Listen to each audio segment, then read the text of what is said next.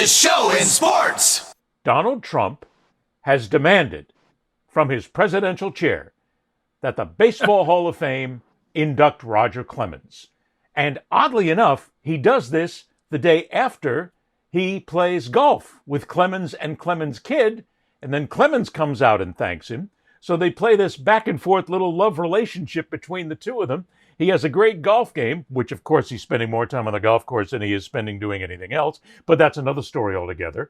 But then he comes out and says Clemens in the Hall of Fame. No, absolutely not. Roger Clemens was guilty of perjury. Roger Clemens was mentioned in the original steroids report. He was mentioned by the trainer who talked about it. Roger Clemens was involved in the steroid era, and he never gets into the Hall of Fame. Unless, and Mike, I've even said this a couple of times, why not just at the Hall of Fame have a corner, a spot that represents the steroid era in baseball and says, these are the players who were involved, who were thought to be involved, and explain the whole thing to it. But baseball can't explain itself and really can't tell the story of the game until they admit that they allowed the steroid issue to happen. They covered it up. They tried to basically walk away from it because they knew it was helping the game. I mean, that goes back to the Mark McGwire and Sammy Sosa time when we got more people than ever watching the game because they're launching baseballs out of every ballpark they touch. And baseball loved it. It was and then you got Barrett. Tell the and then you history got of Barrett. baseball without telling the history of steroids. Yeah, no, you're right. And there's still guys who use performance enhancers. The whole deal with professional athletes at that level is what I said before: is you walk right up to the line of these pharmacological gray zones, and you figure out what you can take and what you can't. That's going to ban you. Now, but let's be clear about this, because Jeff Passan of ESPN, who I respect as a baseball writer, he's been around for a while, and he's done great work. He's of the opinion that all these guys should get in because everybody used. That's not true. That not everybody used. Ken Griffey Jr. has never been accused or if showed up in a Mitchell report or anything. He was he never used performance nobody ever tied him to performance enhancers in any shape or form. There are other great players that didn't do it. So what these guys did, and people look at it now as they just were giving themselves an extra jolt. No, Barry Bonds, when he got to the plate in San Francisco at the end, it looked like the bearded lady. It was like this big neck, and all the people in San Francisco at the ballpark were complicit because all they wanted to see was that little ball go into the water at McCovey Cove. The fans were complicit. And it was just sort of like, let's see that, baseball right. They don't care. Because they're all just going like this. Hey, look, another home run. Count the ticket prices. Yeah, Here we and go. so More it's just watching. So Texas. But I was going to say, Roger Clemens is a Texas-sized fraud. I covered him on Capitol Hill during his appearance before Congressional Committee. They didn't indict him. They didn't. I don't. Was he actually guilty of perjury in the court of law? Is he what? So either way, everybody knows he used. The fact that he never came out like A-Rod or Big Papi and said, yeah, it was not a good decision, but I did. And I was trying to keep up with the Joneses in my business, because that's what it was really about. All these guys after McGwire and Sosa realized and Canseco, the benefits of sure, if you can work out harder and longer, and you can hit and your warning track power can turn into grand salami power. Those guys. That's why they did it. But you also stole fame, wealth from others that didn't. You also gave a generation of kids that should not even be putting the shit in their bodies. You gave them an opportunity to go down to Mexico on these roid runs where they go to Guadalajara and get some veterinarian grade stuff and come back and and then get on these withdrawals and kill themselves. You ever remember Bert Hooton? Remember that name?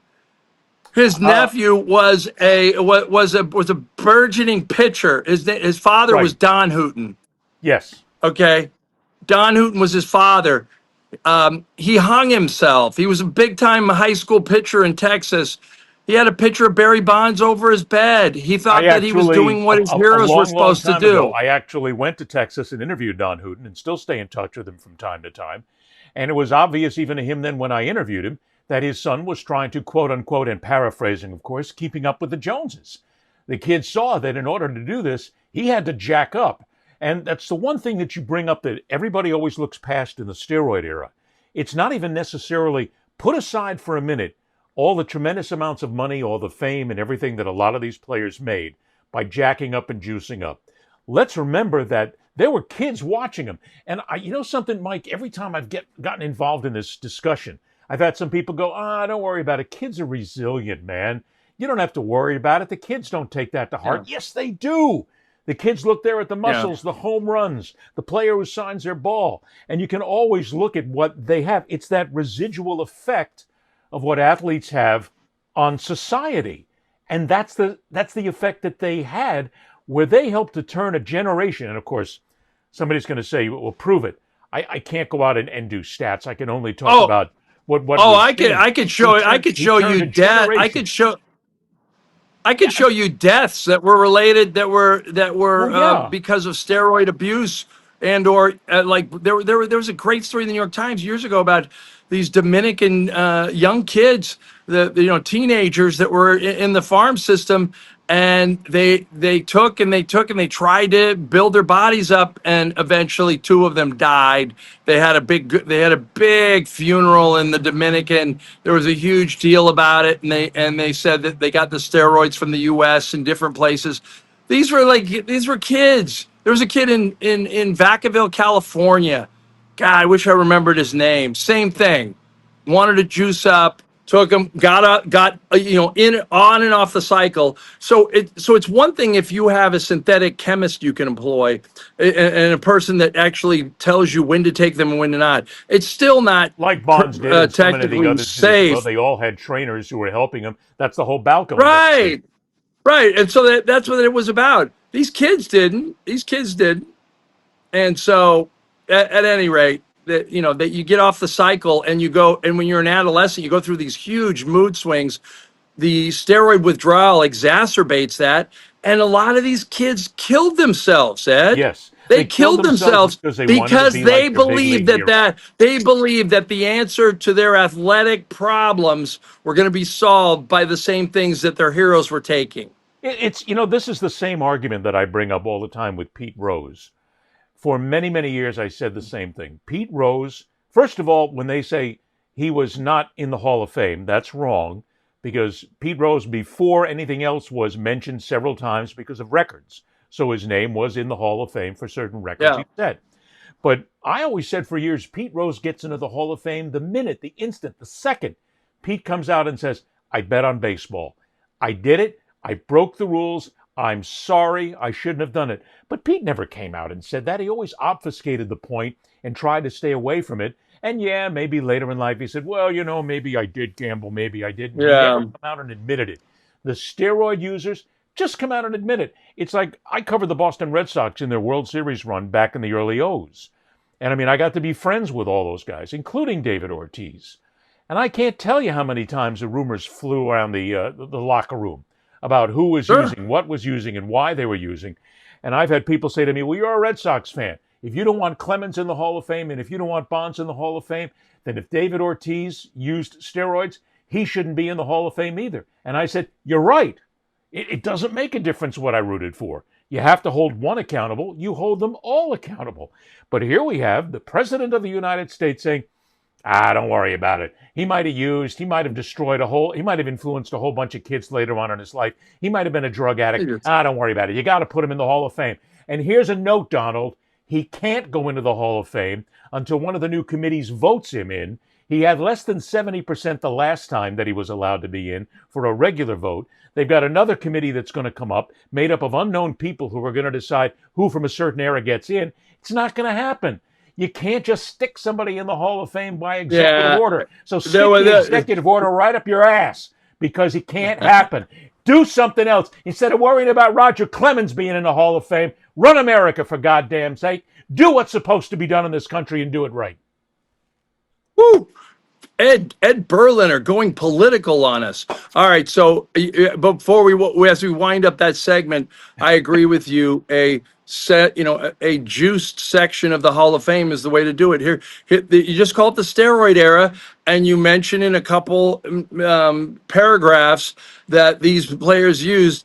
Though they played exemplary, they were under a cloud of suspicion, and later they were found out to be using those players cast aspersions over an entire generation. Some guys didn't. Some guys never went to the major leagues because they decided against the risks of health and their own careers and their own lives further on because they didn't do it. And so those guys should be penalized? No.